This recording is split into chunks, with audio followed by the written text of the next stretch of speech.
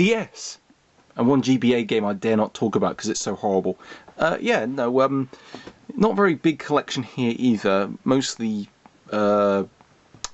visual novels they'd count as, actually, because, you know, you just kind of click occasionally and an action happens. Namely, one from the US only, 909. 9 hours, 9 persons, 9 doors. Ooh, shiny cover. Anyway, yeah, this is a weird one because, yeah, this is a very good game, but I suck at most of the puzzles, like most puzzle games, because I'm terrible at them. But no, still pretty fun, compelling, pretty creepy in this one, especially. I have to tilt down the cover so it doesn't shine so much. Yeah, weird one with this one is this was never sold in the UK. It was only US and I think Japan. Well, of course, it was Japan developed, but well. But weirdly, the sequel, Virtue's Last Reward, which was on the 3DS and the Vita, came out here. So they released the second chapter here, but not the first one. Because it says up here, I don't know if you can see that, Volume 1, Zero Escape. So the second one's titled Volume 2. But yeah, no, I think more people are starting to know of this game due to its sequel, so that's a good thing. Kingdom Hearts. Yeah, one of the many Kingdom Hearts games I own. In fact, I own the 2 PS2 ones as well, and the HD collection. I'm really looking forward to the second HD collection because it contains the... what's it called? Contains the PSP game. So at least I'll actually be able to control it with an actual controller, and not my broken PSP because it's missing the analog stick functionality, because it just doesn't want to work. Characters keep moving left constantly. It's incredibly annoying. It makes half the games I own unplayable unless they also use the D-pad, but even then, characters still occasionally want to go left. My Health Coach! Everyone knows this classic. No, this was a DS game from Poundland. Yeah, not else much needs to be said about that. It's pretty terrible, actually. And it's by Ubisoft, who either pump out pretty good games or just crap like this, honestly. And I have no idea who Alan Carr is, because there's like 2 versions of him. One's a comedian and one's a guy who apparently helps you stop smoking. Who's this one? I don't know. And yes, I own 2 copies of it because one is sealed. I don't know why. I don't think it will be worth anything. You know, let's just stick it at that. Something that is worth something. Phoenix Wright. Yes, really like this one. I've yet to beat it though. Yeah, I was actually surprised this used to be a GBA game, and then they added an extra. They added an extra case for this one, and then they took it away in the Wii conversion. Well done, Capcom. Professor Layton. I've actually beaten the first one of these, and during the holiday, I'm hoping to beat the second, then maybe later the third. I think there's like 5 or 6 of them now. One's for 3DS, I know, and I'm looking forward to the Phoenix Wright crossover, which should be fun. Also, apologies, the camera's going crazy because holding 3DSs in my 3DS games in my hand. I don't own a 3DS yet. I've yet to buy one, actually. Owning 3DS games, using my holding hand to hold the camera, and then using my left hand, which I don't normally hold things with, is a little bit tricky, so apologies for that. Yes, the only DS game I know that comes with a bonus CD in here, actually. Solitaire Robo, yes, fun game. Was sold in the UK, but it was actually significantly cheaper to get from the US and with better box art. In fact, I think the UK box art has a spoiler on it, so I've yet to... In fact, I think the manual has the UK box art on it, so that's not very good, actually. If it is a spoiler, I don't know, so yeah, please don't confirm that in the comments, but I know someone will anyway, so I'll be sure to ignore that. Super Scribblenauts. Not my game, actually, but one of my sister's. I never played the original Scribblenauts.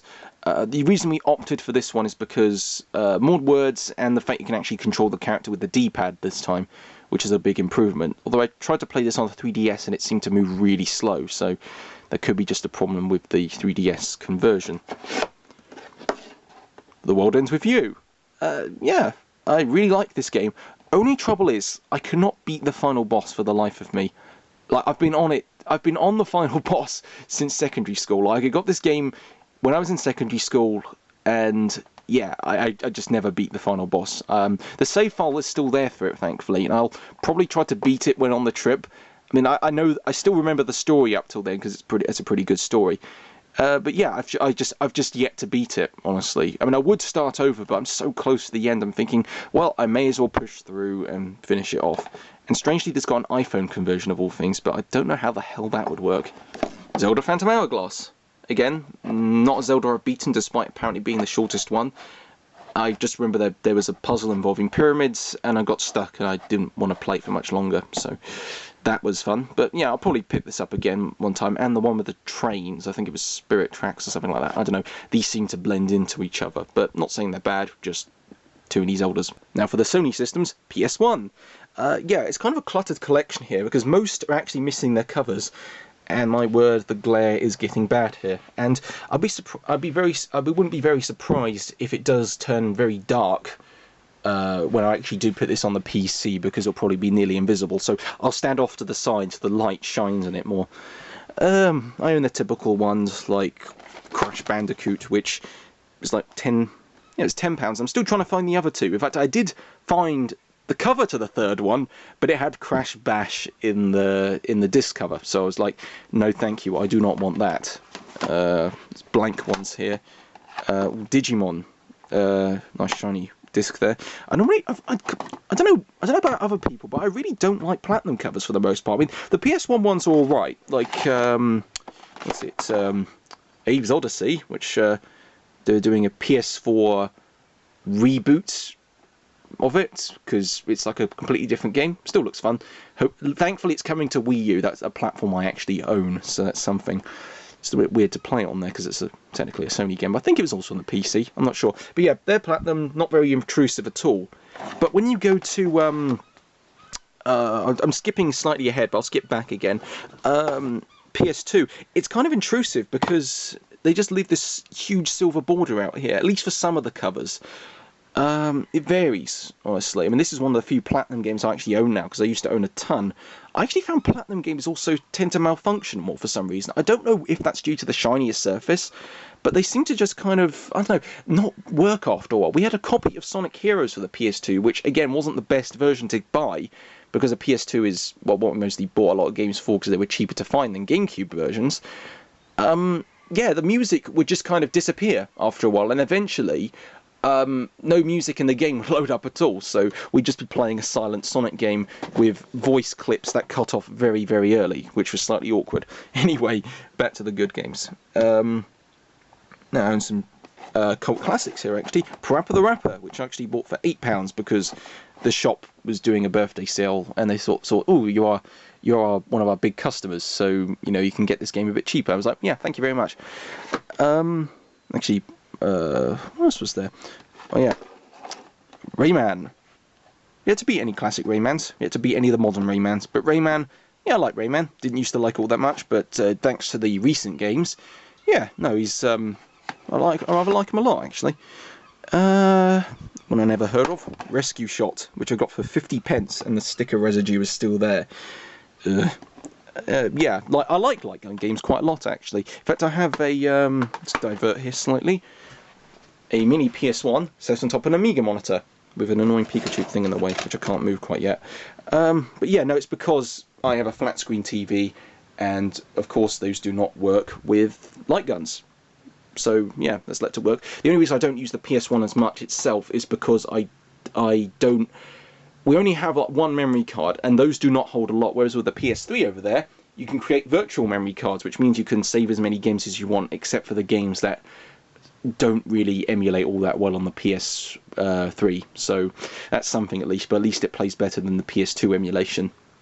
Yeah, true story. I had a fat PS3, and it broke. It was the PS2 compatible one, and it broke when I was playing Uncharted Drake's Fortune, and the floor just disappeared. Yeah, and that's when I knew it was starting to die on me, so I copied all the save games I could onto a USB device, and then some of them worked, others didn't, but I started a lot of games over, so that was fun. Tomb Raider, yeah, Tomb Raider. Yeah, no, I got most of these for like £1 each from Game Again, where they were selling off older games at the shop before they just started taking in modern ones only. Lighting's actually better over here. I don't know.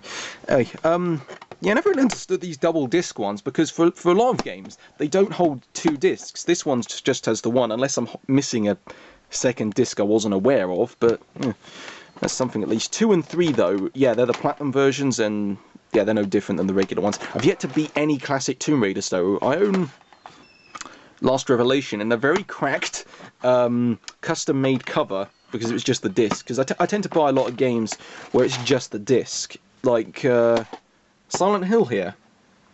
Another one I've yet to actually beat, as well as because I own a ton of Silent Hill games. In fact, one I missed up here, the Remake. Yeah, Remake as they were called for a while. It's just that's just a very strange sounding term. But yeah, not a bad game at all actually. Very creepy, and there's no. You mostly run away instead of like dealing in clunky combat. But then again, clunky combat can be okay as long as it's not done much. Then again, clunkiness is a problem for some, which I can understand. Let's divert again. Ah, Tweeny's Game Time. That's a very bizarre box. Hold on. Oh, you can see the back there. Oh yes, the lovely, lovely Tweenies. Man, I got to upload the cutscenes to this at some point because they are incredibly, just mind-bogglingly awful. I don't know. Like, if someone wants to make a YouTube poop out of them, that would be very cool. I have no idea what this one is. I think it's a pirate game. I found it for £1 in the charity shop. Again, I seem to just find stuff for £1, but that's because, well, a lot of stuff I get is very, very cheaply made. Yeah, it's the Game Station with a knockoff fake Sony logo. Rating pending, which means it hadn't been rated yet. EA, it's an EA game. And yeah, I just, this completely eludes me, and I haven't found anything else quite like it, so I swear it is a pirate, or some kind of weird prototype? No, it can't be that, because, yeah, look, it says, animated, where is it? Animated blood and gore, animated violence, realistic blood and gore, for a racing game? That's rating pending? Okay, so they've yet to decide if it actually does have blood and gore? What?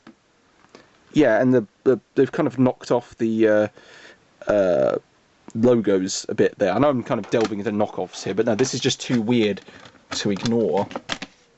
And again, the disc, it's actually printed, so it's not just like DVD-R that someone scrawled on with a biro in the factory.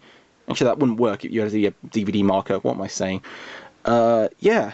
So, and we actually did try this on a PS1 using a trick where you hold down like the eject button or the power button, and it will try to read it, or you swap it with a real disc. I don't know.